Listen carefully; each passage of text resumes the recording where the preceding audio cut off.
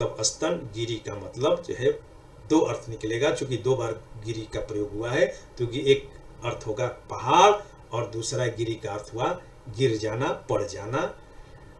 और थकित माने जो है थक जाना। दीठी का मतलब जो है दृष्टि। मुंह, चाड़, यानी कि चाड़ का मतलब जो है मुंह पर जो है पड़ा हुआ जो है गड्ढे में जो है लालच, बस। और फिर न टरी, टरी माने जो है टली नहीं, पर ये रही यानी कि पड़ गई, गिर गई, रह गई। गिरी, कहाँ? गिरी माने जो है गिर गई।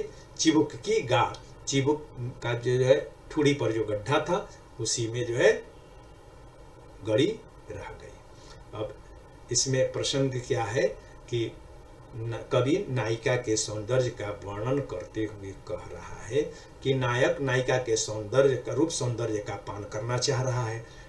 वह नीचे से जो है ऊपर यानी कि नाखून से लेकर के जो है शिखा तक का जो है रूप दर्शन या रूप भोग करना चाह रहा है।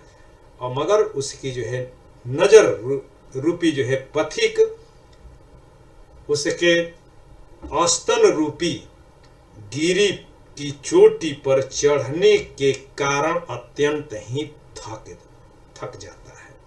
और थकने के बावजूद वह ऊपर की तरफ, चूंकि लालच है, रूप लालच, रूप दर्शन के लालच में वह आगे बढ़ता है, किंतु उसकी ठूढ़ी पर जो है पड़े हुए जो है चिबुक यानी कि जो है जो ठूढ़ी पर जो गड्ढा है उस गड्ढे के सौंदर्य पर ही वह रिझ जाता है और वहीं जो है ठिठक जाता है। वैसे भी वह जो है थका हुआ है और वहीं पर वह पड़ा रह जाता है और उसकी चिबुक के जो है गड्ढे में गिर जाता है और उससे अब निकल नहीं पाता है, वहीं पर पड़ा रहता है।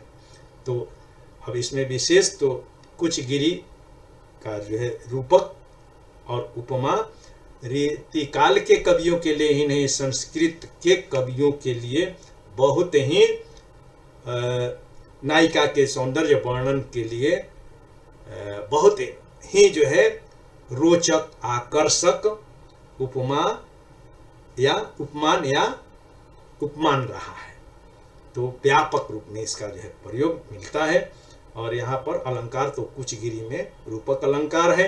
अचली दीठी मुँह चाण में चूंकि दृष्टि का मानवीकरण किए जाने के कारण इसमें मानवीकरण अलंकार है। और चूंकि थक गई है आंखें, क्यों कि कुछ रूपी जो है गिरी की जो है चोटी पर जो है चढ़ने के कारण, इसलिए इसमें काव्यलिंग अलंकार